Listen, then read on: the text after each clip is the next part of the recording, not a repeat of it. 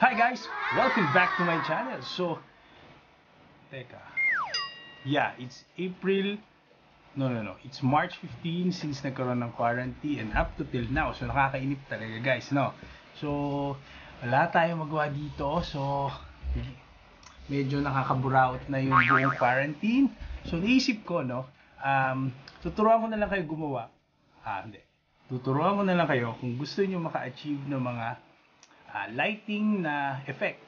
Yung, alam niyo yung mga paguhit, guys. Yung mga paguhit na nakikita niyo sa mga malls, sa mga establishments, no? Gaya nito. Wow!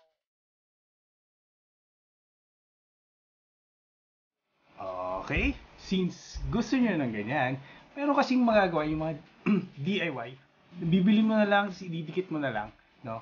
So, meron tayong masama dito. Yeah. So dahil naka-quarantine tayo, naghalungkat tayo ng mga gamit na nakakalat dito sa office. So what we have now is the Xiaomi strip light. Hindi po ito sponsored. Gusto ko lang gawin kasi nakakainip. No?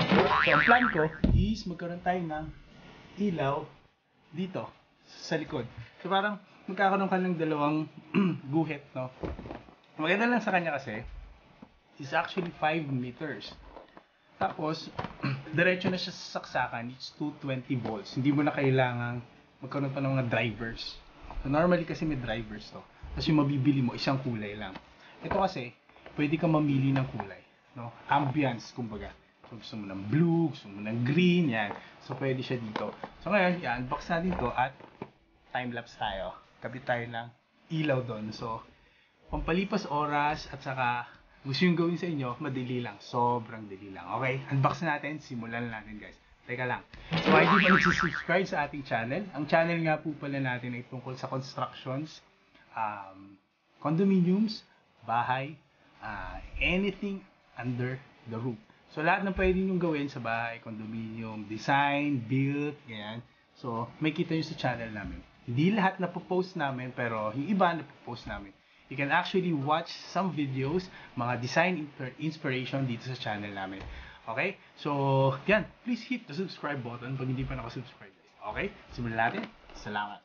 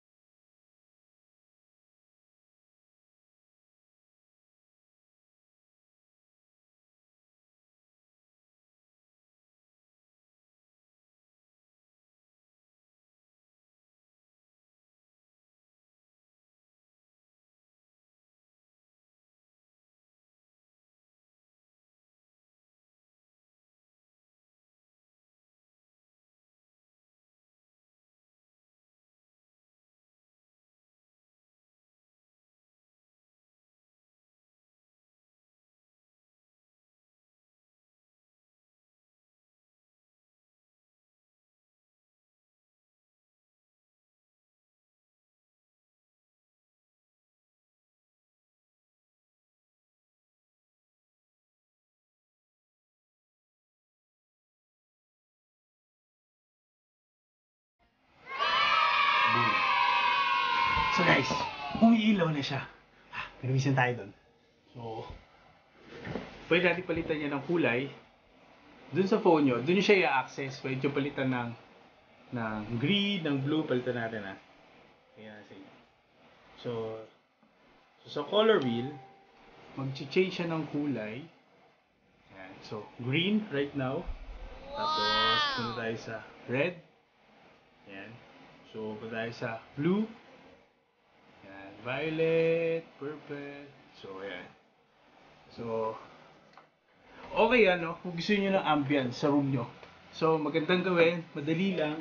So, kabit. Bitin eh. So, maganda sana yan kung meron pang isa dito eh. So, yun guys. Tapos na. Saglit lang. Actually, wala pa siyang, ano ba? Wala pa atang 5 minutes eh. Kasi pag-plug mo, dikit mo na, connect mo na sa wifi mo, gagana na siya. So, ayan. Diba? Maganda siyang pang backdraft sa mga, ano, sa mga accent, no? Medyo medyo aliw, kumbaga. So, alam ko ang presyo niya is around, kano ba? Not sure, no, kung 1.5 or 1.5, 2,000 yan. Pero yun nga lang ang problem mo. Kung na-expose, pag nagkabit ka yan, kailangan may malapit kang saksakan. Kasi kung wala, expose masyado yung wire mo. So, better kung yung saksakan mo nakatago para pag kinabit mo siya, hindi rin makikita yung mga wires, no? So, maganda yan sa mga TV area, ganyan. Yun nga lang, kailangan mag-provide ka ng outlet para madaling ikabit. Yung outlet, hindi kita, hindi expose. Hindi mo siya pwedeng basta ilakad na ilakad kasi nga, mag-expose yung mga wires. Pangit man tingnan mo. So, yun.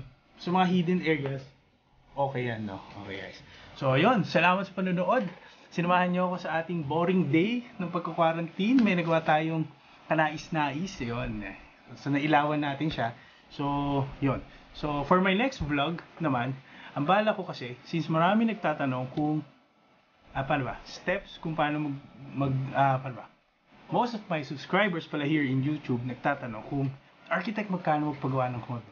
Architect anong kailangan gawin to start the condo, no? So, I'll be posting sa Instagram kung meron kayong mga gustong itanong doon about sa renovation ng condominium. I'll put an ask question sa ating story para mailigay nyo lahat doon. Para on our next episode, let's discuss your queries about how to start a condominium project. Okay guys? Salamat sa panonood. For more videos like this, actually not videos like this, for more construction videos na gusto nyo maaliw, kahit onte, and ideas, please do subscribe to our channel. Yan. Kung napasaya namin kayo ng kahit onte. And also, please do follow us on our Instagram account.